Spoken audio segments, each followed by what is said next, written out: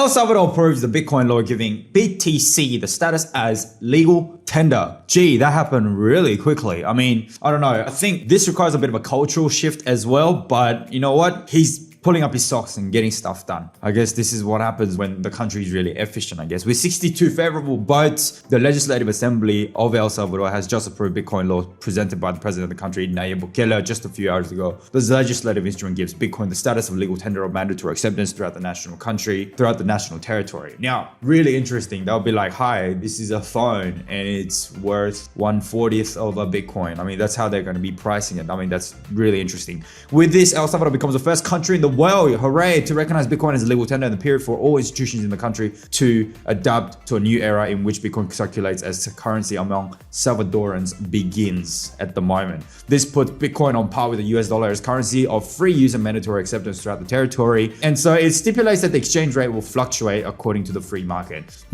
So yes, they've approved, but in practice, it's going to bring some complications, I suspect. It also orders the creation of a special trust in the Development Bank of El Salvador to ensure that an immediate exchange between both currencies. The new law also says prices must be expressed in Bitcoin, and this cryptocurrency must be compulsorily accepted throughout the national territory, with an exception for those remote areas where people do not have bank accounts yet to make those electronic payments. Likewise, financial operations in Bitcoin, such as trading, would be exempt from capital gains taxes since Bitcoin is a legal tender. Really interesting, really interesting move right there. So, and look, this just points towards the adoption of Bitcoin and cryptocurrency as a general. I think the practice of it's going to be quite chaotic, but hey, we made a start and that's a good thing. Moving forward, Goldman Sachs backs 28 million funding round for Block Daemon. It sounds like Goldman Sachs came up with the $28 million, but no, Goldman Sachs came up with $5 million, which is literally just loose change for Goldman Sachs. But look, it's interesting to see such a big company that is actually taking favor of these cryptocurrencies. So Goldman Sachs has backed $28 million Series A funding. So what happens in private funding is that you set up a company and then you do an angel round A, B, C, D, and maybe an E round, and then it does an IPO and it goes onto the public exchange. So this is basically very early days for Block Daemon. So it's a blockchain infrastructure firm. The funding was led by Greenspring Associates, including participation of crypto lending firm BlockFi, we all know them, crypto asset broker Voyager Digital, along with a $5 million investment from Goldman Sachs. So look, interesting move forward. Speaking of institutional money, Microstrategy ups Bitcoin bond sale to $500 million. So Microstrategy just said yesterday they were going to buy $400 million worth of Bitcoin.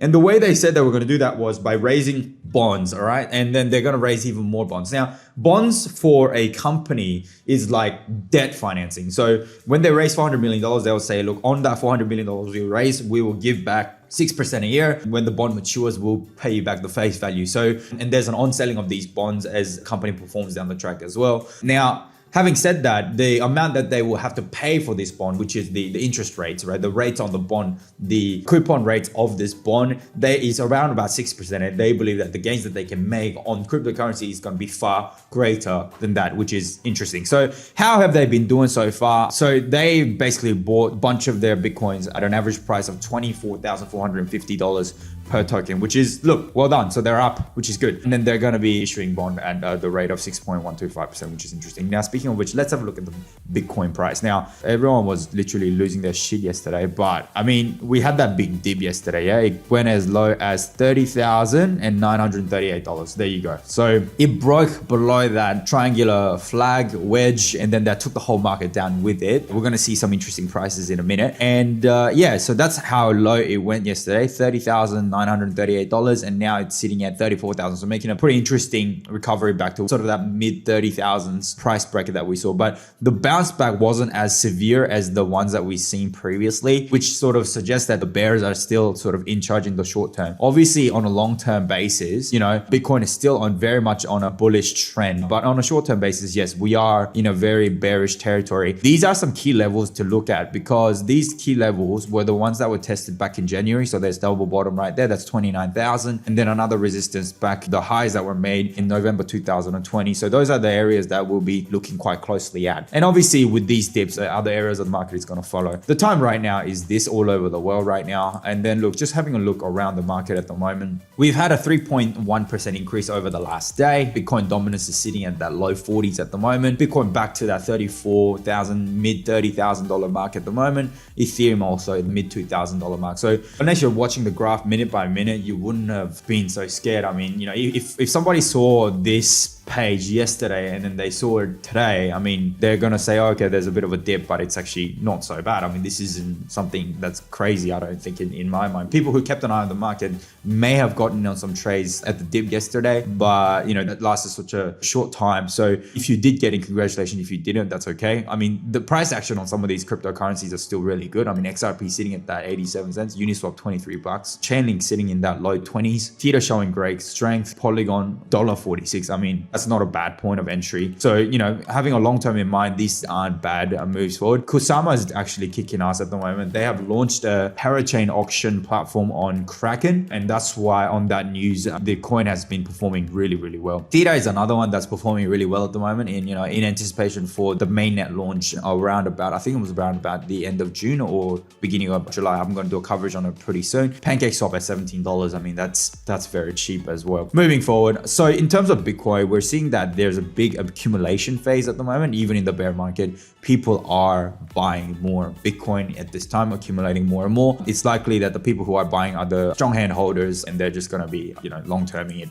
out the way. We've seen there is a big amount of Bitcoin that was withdrawn from exchanges yesterday. This is a sign that a lot of Bitcoin was bought yesterday as well, although the bears are still in charge. So having said that, I don't think this is the area that where we're going to see the bounce. We're probably going to see some more downward action before we actually hit the capitulation point to actually bounce straight up back into the moon right away. So what actually happened to Theta? So Theta and Theta Fuel saw ahead of the June 30 main launch. Theta and Theta Fuel rallied more than 50%, anticipating the upcoming mainnet 3.0. This is really important, guys. Major protocol upgrades can play a significant role in altcoin rallies, regardless of the state of the wider currency market, because new features excite token holders and help to attract new investors. So that exactly happened in that regard. The project's Theta token rallied 50%, Theta Fuel gained 71% ahead of the network's upcoming mainnet 3.0 launch scheduled for June 30. So looking really good. The subsequent release of the one-click delegated staking for Theta web wallet also raised excitement in the community, as the simplified method for earning a yield is ideal for holders who don't want to deal with more complicated ways of yield farming. So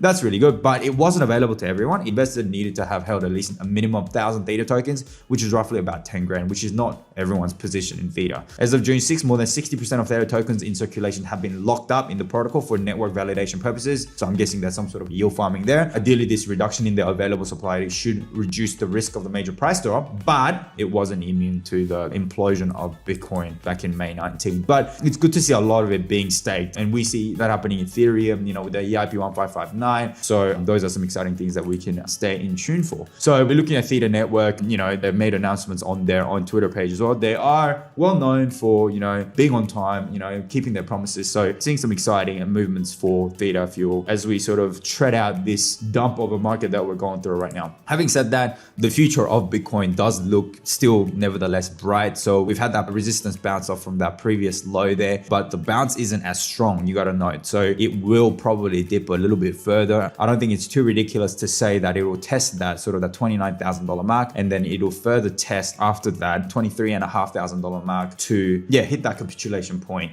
and then to soar up to the 70 and the 80,000s, which we all want to happen. Thank you so much for tuning in today. If you have found my video helpful, make sure you go and like, subscribe, and ring the notification bell so you can see these fakes over and over and over again. And please go and subscribe and follow all my social pipes that you're seeing on the screen right now. And I'll see you tomorrow. Peace out.